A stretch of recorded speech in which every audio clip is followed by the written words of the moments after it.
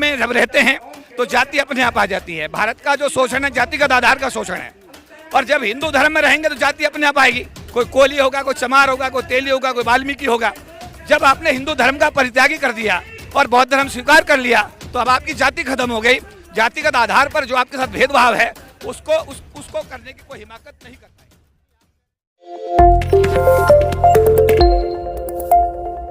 गोरखपुर की धरती पर आज 50,000 से ज़्यादा लोगों ने हिंदू धर्म छोड़ करके बौद्ध धर्म की दीक्षा ली है। बड़ी बात यह है कि आज कबीर साहब की जयंती है और इस मौके पर ये प्रोग्राम भंते सुमित रतन के नेतृत्व में पिछले 6 महीने से तैयारी इसकी चल रही थी। भारी संख्या में लोग यहाँ पहुँचे, अंदाज़ा लगा जा रहा है कि 1 लाख के आसपास लोग यहाँ पहुँचेंगे। लेकिन गर्मी है, लेकिन फिर भी उत्साह है लोगों में कि दिल्ली से केपी चौधरी साहब यहाँ चल करके पहुँचे। मंच पर उनका बड़ा ओजस्वी वक्तव्य रहा। चौधरी साहब, इस प्रकार के आयोजनों से क्या लगता है आपको कि समाज में, सोसाइटी में कुछ बदलाव, कुछ चेंजिंग आएंगे? देखिए, मैं भंते सुमित रतन जी का आभार धन्यवाद व्यक्त करता हूँ, जिन्होंने इस भीषण गर्मी में लगभग 3 महीने से उन्होंने दिन रात मेहनत की और आज गोरखपुर की धरती पर, जहाँ से मुख्यमंत्री उत्तर प्रदेश के आते हैं, वहाँ उन्होंने एक ये बौद्ध धर्म का जो समागम किया है और यहाँ पर करीब 50,000 लोगों ने बौद्ध धर्म की दीक्षा ली है। ये अपने आप में हमारे समाज को एक नई दिशा देने के लिए आने वाले दिनों में एक बड़ा दूरगामी कदम होगा।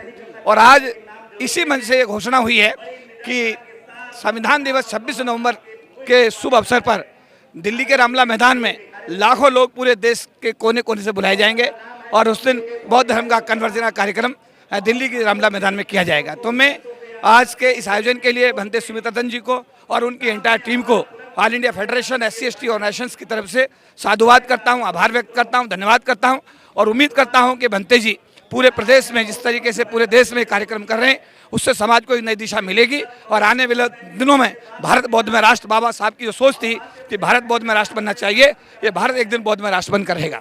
आप लोग कह रहे हैं कि भारत बौद्ध में राष्ट्र बन के रहेगा, दूसरी तरफ दूसरे लोग कह रहे हैं जो हिंदू राष्ट्र बना रहे हैं, तो फिर कमी तो ना इधर है ना उधर है।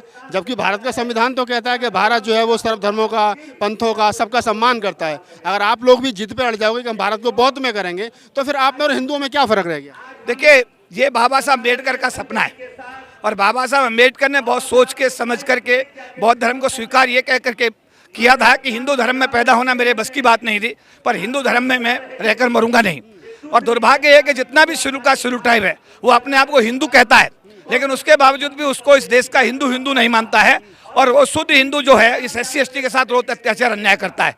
इसी से निजात पाने के लिए बाबा साहब अम्बेडकर ने हम लोगों को बौद्ध धर्म की एक रास्ता दिया था और यही हमारी, जैसा आज कहा गया कि सभी जो बौद्ध विहार पूरे देश में हैं उनका जीर्णोद्धार हो, वहाँ से एक नई दिशा निकले, हमारे सारा समाज पूरे देश का बौद्ध धर्म को अख्तियार करे और भारत में जब बौद्ध में होगा तो भारत का संविधान लागू होगा और SC ST के साथ जो अन्याय हो रहे रोजाना जो हमारी नियति बन गई है उससे हमें, हमारे समाज को छुटकारा मिलेगा। अगर इस देश का तमाम SC ST और OBC, जिसको मूल निवासी भी कहा जाता है, जिसे बहुजन समाज भी कहा जाता है, कई नामों से उसको पुकारा जाता है, अगर वो सारा बौद्ध धर्म अपना ले तो आपको लगता है कि जातिगत आधार पर जो शोषण है, अत्याचार है, उसमें रुकावट होगी, वो रुक जाएगा? निश्चित रूप से मेरा दृढ़ विश्वास है।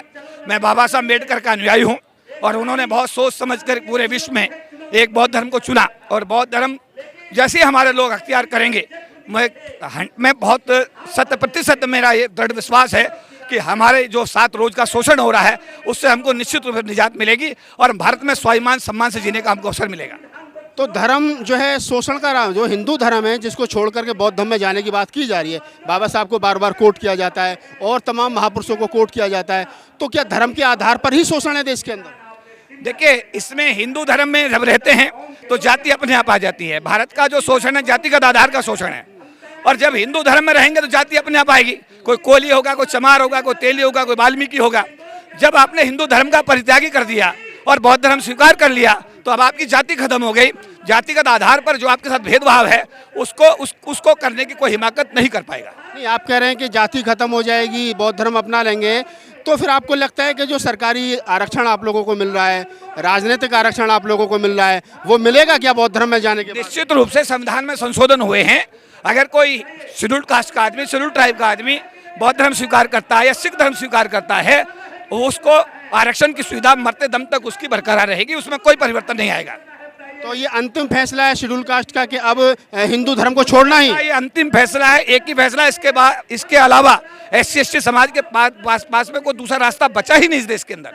सरकार भारत को हिंदू राष्ट्र बनाने का काम कर रही है। बागेश्वर बाबा हैं जो पटना में हाल ही में उन्होंने घोषणा की है, और भी पहले कई जगह घोषणा की है। हिंदू धर्म के तमाम साधु संत इस पूरे भारत को हिंदू राष्ट्र बनाने में लगे हुए हैं। अब आप लोग कह रहे हो कि हम भारत को बौद्ध में बनाएंगे, तो ये नहीं लग रहा है कि टकराव की स्थिति बनेगी? नहीं, हमारे प्रधानमंत्री जब भी किसी विदेश यात्रा पे जाते हैं वो खुद ही कहते हैं मैं बौद्ध की धरती से आया हूँ।